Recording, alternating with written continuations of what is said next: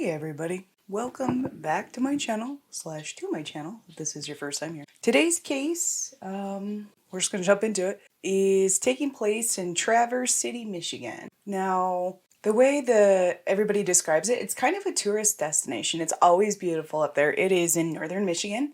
It has beautiful autumn colors. It's beautiful in the winter and it's gorgeous in the summer. And it's kind of a eclectic, cool little artsy town in the middle of North Michigan without being too big of a city. People love living there and it's breathtakingly beautiful. So we have that. It's, there's food there, there's music, there's entertainment, all the fun stuff that people enjoy about having a city, but in a small town. So we're going to start with our background on the victim of the case. Her name is Kathey Horn, and she moved with her mother, Janice Ratt, to this city, Traverse City, when she was a young child after her mother got a divorce.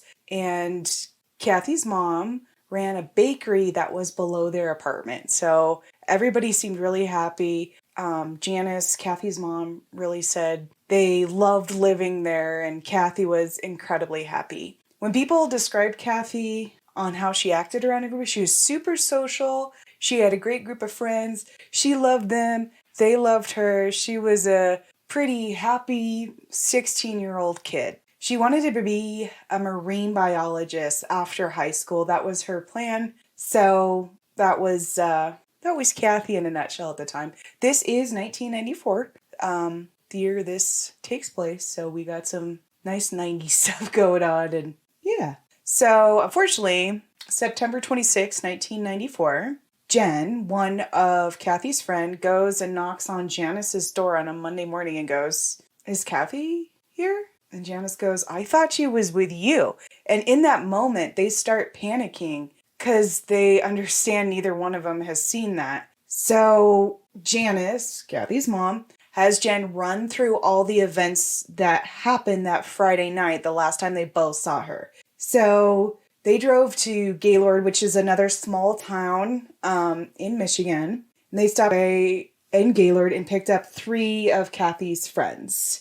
And then they stopped at a local cafe, which I guess a lot of the teenagers would go to around then. It was just outside, but everybody liked to hang out there. One of the local teenage haunts like you do back when you were a teenager. At 1, Jen decided she wanted to hook up with a guy. So now, Jen, I'm going to call you out right now. This is shitty friend behavior. She let Kathey and her 3 other friends stay behind, and this guy, Dave, said he'd give them all a ride. So she was like, "Okay, bye," and ditched her to go hook up with a dude, which, I get, but also, what the fuck? They came together, they should have hung out together. That's my opinion. So at this point, Jen leaves her with her friend.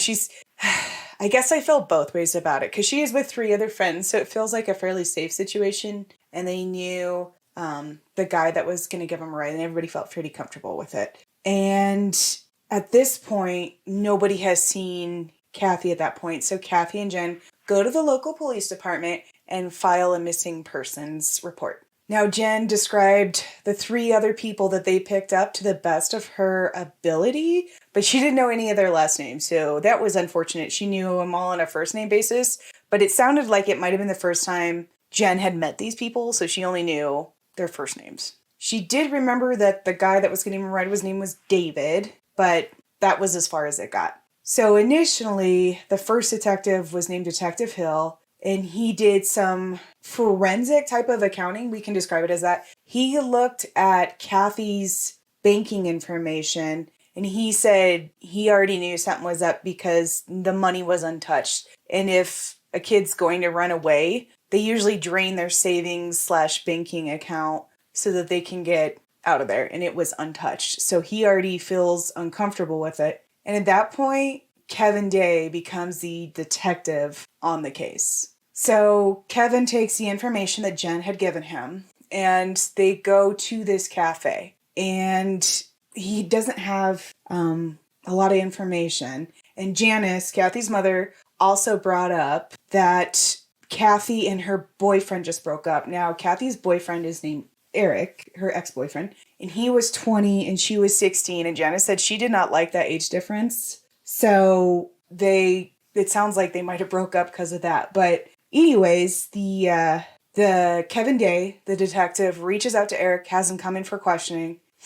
He was very cooperative and very concerned, so he was checking all the right stuff. He also had an alibi that he was in Grand Rapids, Michigan that weekend with his friends, and it did check out. Now, one thing that came up is Kathey was into some occult type stuff, so they questioned Eric about it, and he's very transparent. Eric said, "I'm a witch and so was Kathey, and we used to go do like rituals in the forest with this guy named Tim. They did chants and wore robes and stuff." Now, if you're Wiccan or anything, I don't mean any offense at all. It actually, in my opinion, with this case, the detective wants something to be a certain way because it's unfamiliar. So he's trying to push it on there. So, but yeah, anyways, he's like, we wore robes, we drank consecrated wine, and he brought up, like I said, this guy's name is Tim Coppett, and he was the leader of the coven. So at this point,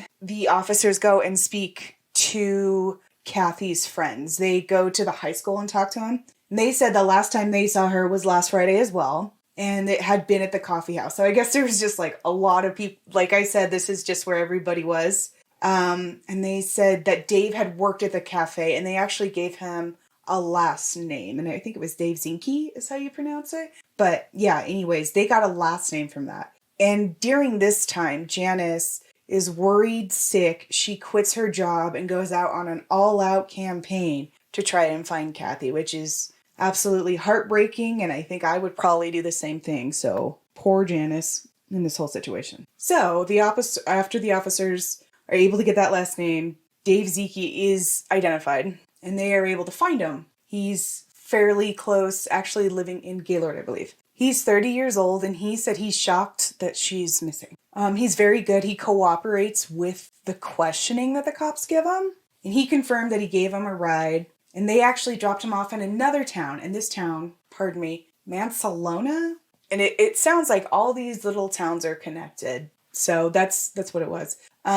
He dropped the 3 other friends at a parking lot in Mansalona, and then was driving Kathey along. And then suddenly, according to Dave, they stopped because Kathey wanted out, and then she walked back that way. And the cops look, and Dave's knuckles have huge cuts across them. And they question him on that because defensive looking wounds, right? But he says that he had cut it on his van mirror. And he's literally working on his van while the cops are questioning him. So that works out. And they can see that the van does have a broken thing. And the cops ask him right there, "Can I look into the van?" And he goes, "Yeah, sure." So they look in there, and they said it was just disgusting. Like, there was stuff everywhere. But it didn't look like there was any, like, pools of blood or anything obvious. Like, it was trashed. But it didn't look like anything bad had occurred there. And he agreed to take a polygraph. And the officer said he seemed legit, so that was fine. Dave also says you need to look into this occult stuff because that just seems strange to me, and she was into some crazy stuff. Now, Dave gives officers on this Tim guy, who is the leader of the witch coven that Kathey was a part of. They go to Tim's house.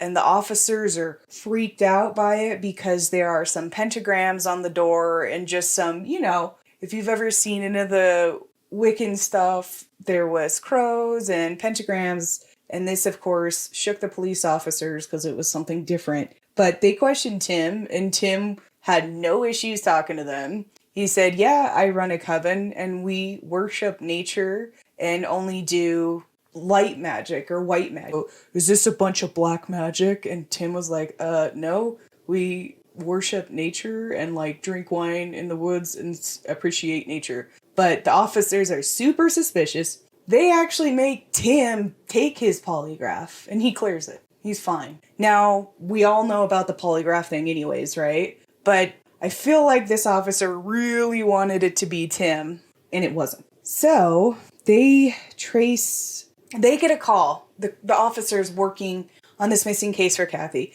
get a call from the Mansalona police department, and they are able to identify all 3 of the other friends that Kathey had picked up when they went through Gaylord. Everybody checked out so there was a girl named Carrie, a kid named Jim, and another kid named Tyler. And all of them were cleared except for Tyler. And they were suspicious of him because he was 19 at this time. And he had actually pled guilty to negligent homicide 3 years ago. So the cops are really starting to look at him. He confirms that he was in the van with Kathey, and Kathey wanted to get home. He takes a polygraph, and the officer felt confident with the results. Now, Carrie, who was Tyler's girlfriend, also confirmed they were together and had the same story. And they said both Tyler and Carrie confirmed they were not in this coven at all with Kathey. They were just friends with her, probably through this cafe is what it's sounding like. So they brushed those 2 off as suspects. And then the last kid named Jim Patters, he had the same story. Now, something Jim brought up that had not been part of the case before is the next day, Kathey was going to meet with the Rainbow Tribe at 7 a.m. for a Grateful Dead concert. So at this point, the cops now want to pursue that lead a little bit more. The case goes cold for a month because of the drifting nature of this rainbow group. They're kind of, commune type stuff, but they're finally able to talk to people in that group, and they confirmed that Kathey never showed up, tragically. So at this point, the cop is just getting colder and colder. At one point, the cops get an anonymous call about a kid named Sean Bart, and they bring him in to question him because they had an anonymous tip that he was bragging about raping and killing a girl. And when they brought him in, he was like, "What are you guys even talking about?" And he was completely confused. And he thinks that someone did that for revenge because he had a fight with another kid about a snowmobile. So he did that. And they have him take a polygraph, and it seems to be unsubstantiated. So they let him go again. So at this point, it's been close to 2 years. 1996 rolls around. And there are mushroom hunters out in the forest here around the city. And they come across articles of clothing. They find a necklace, a Red Hot Chili Peppers t-shirt, some jeans, and they are shredded to hell to the point it's just really strange. But because it was just this whole pile of clothing, the mushroom hunters call the police and the police go find it. They confirm that was the last outfit Kathey was seen in. So at this point, they're getting concerned. They do a whole scour of where these clothes were found and unfortunately find nothing. Now a few days later, after this search took place and they didn't find anything, a different mushroom hunter, apparently there's some good truffles there or something, which is kind of cool. But anyways, this mushroom hunter is out and he sees this upheaval of ground. At first he thinks he sees this huge mushroom and he's all excited, right? He goes over to it and it's the back of a human skull. So then he just looks a little bit around. He sees a femur and a few more other bones, and it's clearly human skeletal remains. So the cops are called and they go and collect the remains of this person. They are able to confirm it's Kathey through her dental records. So we at least know what happens to her. And poor Janice, her mom, gets the news, and it was really sad to listen to because she goes, "I thought I would feel better." She said, "I always figured I knew the answer, and when I heard it, I thought I'd feel better, but I didn't. It is just an answer." I feel so bad for Janice. That's just tragic. At this point, they've confirmed Kathey is dead, right? But they don't have any suspects, so they think. 1999 rolls around. The case has been cold. So the local newspaper reruns an article. Now, luckily, this guy named Paul Orfort comes forward, and he happened to be in Traverse City around the same day Kathey disappeared, right? And him and his wife were taking a fall tour of the leaves because we have these gorgeous forests with beautiful changing leaves. And they were driving by and they didn't think anything. They thought this thing they see is strange, but once they read the story, it clicked something in his head. And he said him and his wife were driving around and they saw this parked van and they didn't think much of that because, people do that to get out and take pictures like you do when you do autumnal drives. But he said he saw the crappy green van and there was a guy digging and there was a girl propped up and she was gray and passed out. And at first they were just like, whatever, like, I don't know. They didn't get involved. But when the cops had Paul, the witness at this point, describe the guy digging, it matches Dave exactly. Remember Dave, the stand-up guy that the officer didn't actually take a polygraph test just because he agreed to it? Yeah, he describes Dave. Now, the cops go looking for Dave. And lucky for them, he's already in prison because he was stealing some shit. So he's already in prison at this point. They bring him back in for questioning. Now he sticks to his original story, but he's starting to get all flinchy, so showing all those body language signs where the cops are like, got him. And another thing, they started speaking with people that Dave had worked with at the cafe. And they said he would take trash, like bags of trash, and go illegally throw it in the forest where Kathey's remains were found. So at this point, all the, red alerts are going off. And another person witnessed Dave coming back that Friday night, and he was all finicky, and he had his hand wrapped up from his knuckles getting clawed so bad, and he was sitting there shaking.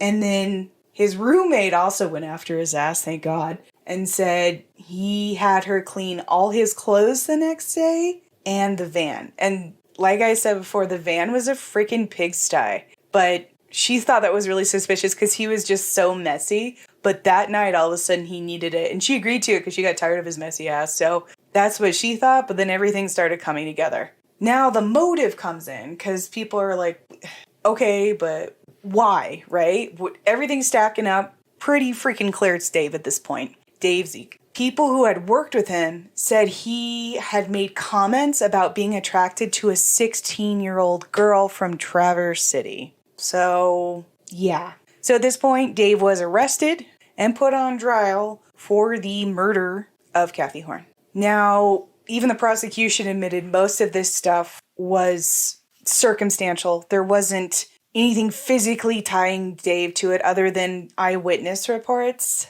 So they were crossing their fingers that all of this would work. And lucky for he was found guilty of second-degree murder and he's going to serve 35 to 52 years in prison. I think it should have been a life sentence, but I mean, hopefully he just dies in there, right? That's sadly a thing that we're all rooting for. So yeah, this story was definitely, I felt multiple ways about it. There's this child, you're 16, you're a kid, right? So I felt absolutely bad about this. And I felt like the cops, usually I don't pass judgment, right? Like that's a hard job. That's nothing I could ever do. But I felt like he wanted it to be tied to the occult so much. He overlooked the number one suspect whose story sounded shitty when I heard it. Like his first round of accounts sounded like crap, right? Like I didn't buy it while this guy was doing this. And I felt like this cop was a little too cocky in his own judgment. And I thought it was really strange they omitted Dave from having a polygraph test the first round. They kind of called his bluff to see if he'd do it, and he agreed to it. So in the cop's mind, all of that was cool. I feel like this case could have been solved a hell of a lot faster if the cop wasn't so biased. And, there's hella good detectives out there, and maybe it was, maybe not everything is as it seems, but even the cop's interviews, like I felt like he was too confident in himself to be unbiased in the situation. And this cost time and heartache even more than it should have. Tell me what you guys think below. Thank you so much for taking time out of your day to watch me. Tell me what you guys think below, and have a great rest of your day. Bye.